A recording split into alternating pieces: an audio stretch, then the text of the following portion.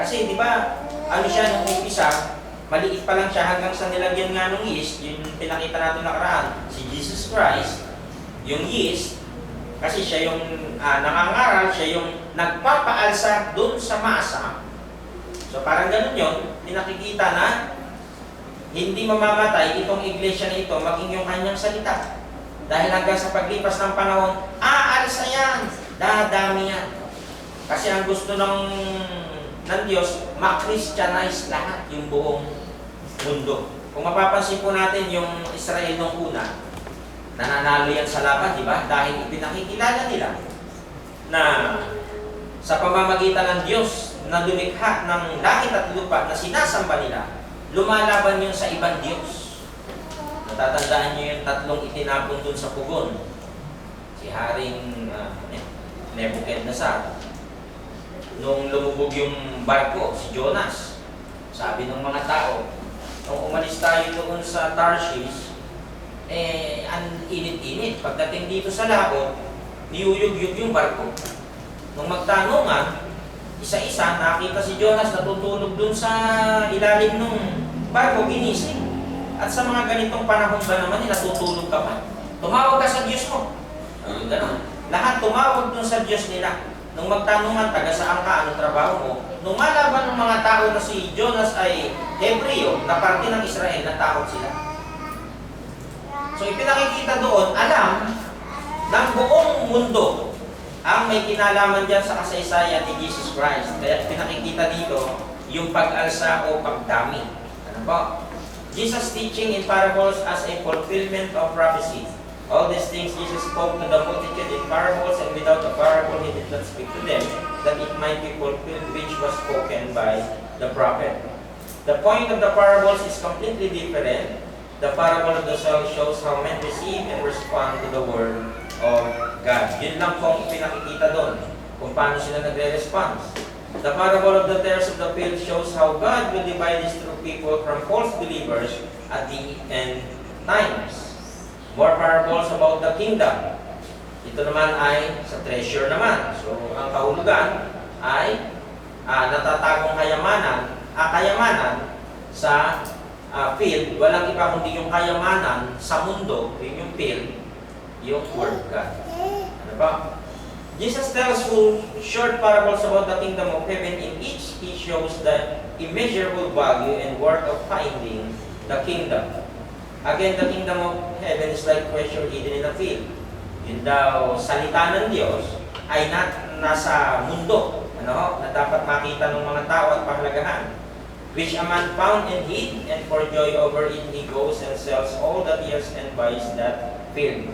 Lahat ng kanyang mahalagang ari-arian na hindi niya binigyang halaga, kundi mas pinahalagahan niya yung salita ng Diyos.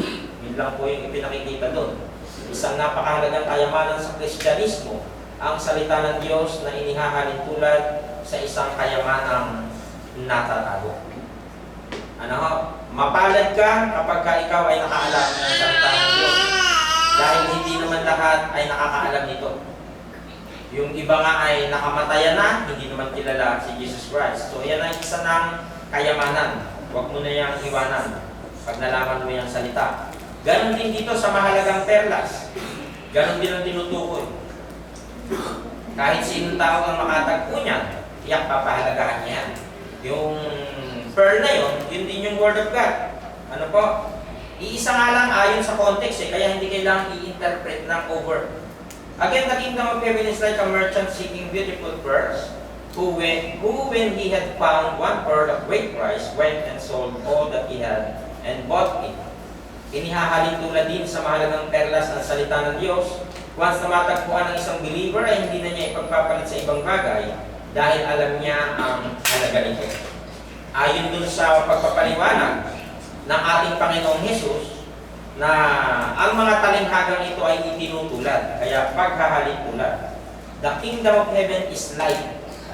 Dito naman, dragnet. Kung gagamitan nga natin ng common sense, para saan ba yung net? Panghuli ng tao. So, ganun din yung salita ng Diyos. Huhulihin ka nito. Ano po? At ikaw ay magiging isang mabuting tao at tagapaglingkod ng Diyos. Jesus tells another short parable about the kingdom of heaven. It is about a fishing net that catches all manner of fish. The good fish are kept, the bad fish are thrown away. So dalawa na naman ang pinakikita dyan. Mabuting isda, walang iba yan kundi yung mabuting tao.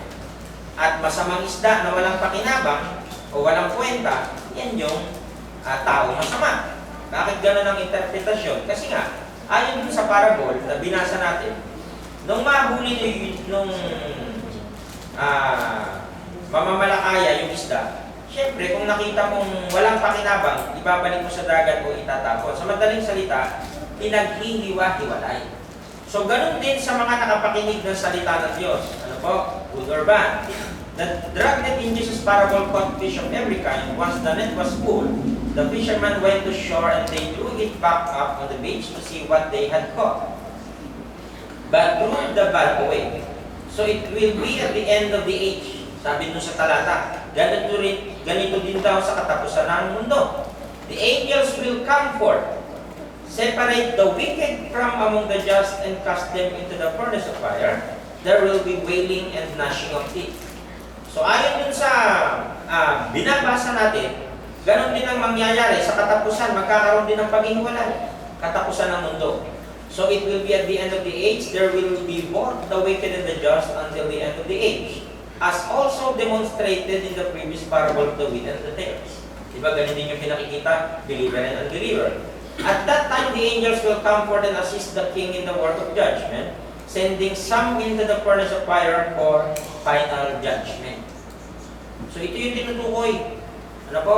Huwag na tayo lumayo dun sa pinaka-main point. Kung ikaw ay sa Diyos, saan ka dadalhin? Ay di sa langit. Good guy. Kung ikaw ay hindi sa Diyos, wala naman ang ibang pupuntahan. Sabi sa purgatorio, narinig ko netong November 1. Purgatorio. Ano? Gawa-gawa lang nila yan. So ito yung mangyayari sa final judgment, final harvest. Yan yun.